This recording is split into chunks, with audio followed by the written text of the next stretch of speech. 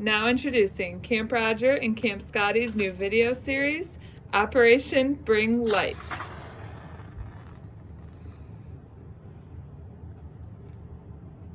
Hey everyone, Matt here from Camp Roger, the director of our Camp Scotty campus, and I am going to share another meal with you guys that we do often with our campouts of our Potawatomi and Blue Spruce campers. It's called Tinfoil dinners.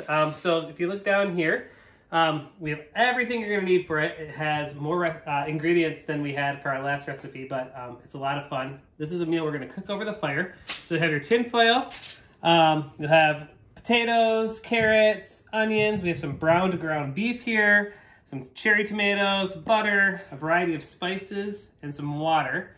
And we are going to be using those for our recipe today. In a moment, I'll have my kids join me and we'll show you a little bit about how we make these meals. One thing I want to show you right now is the tinfoil part of it. This is our cooking vessel. So there's two schools of thought with how to do tinfoil cooking vessels. The first is to make a pouch. That's my preferred method. So I fold it in half. I'll kind of do it actually right over here. So you fold it in half, and then what I like to do is I like to do one big fold on the edge, and then fold that fold in half, and then fold it one more time so it's nice and sealed and watertight. And I'll do the same thing on the other half. So fold a big fold, fold that fold in half, and then I'll fold it one more time.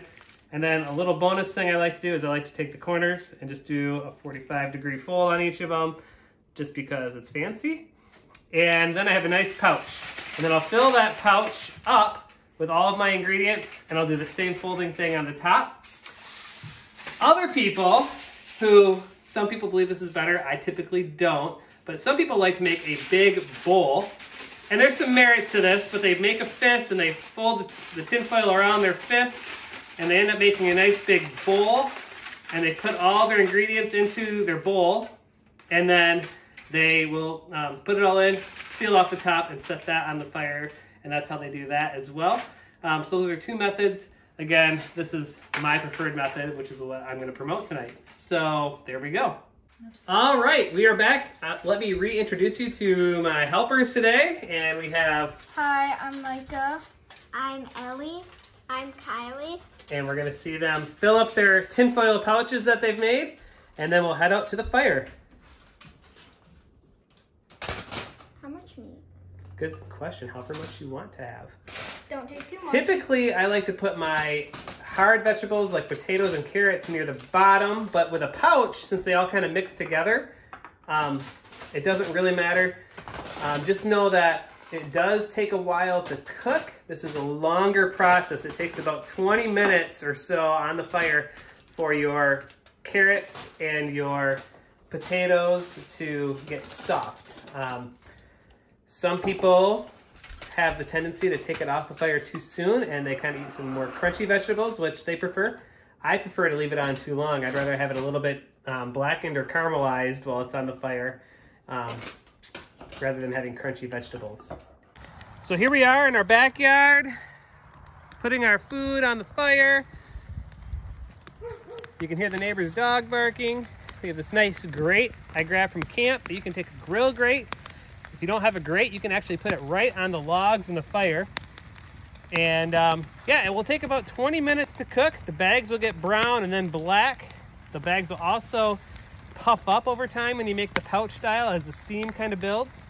And yeah, it'll take a good amount of time to get it done. You'll want to have some pot holders out there and some tongs to flip over the bags every 5 minutes or so. And it's more of an art than a science, I think, when I do this. Couple other things to keep note. Make sure you know your township ordinances with campfires and cooking and things like that. So that way you are sure you're allowed to have a fire in your backyard when you're doing this, because different townships look at things differently. So make sure you're following all the rules. All right, so we've been on for about 20 minutes here. You can see the bags are getting nice and black. You can see some steam coming out of these bags.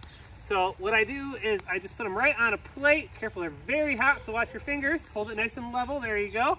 And Micah, yours is right here. Yep. And we'll get the rest of them off the fire in a minute. And when we go inside, we'll open them up and see how they look.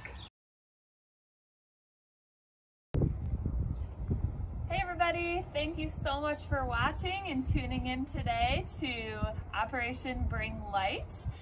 Remember to like, subscribe, and follow along for more video on our YouTube, Instagram, and Facebook. Thanks, see you next time.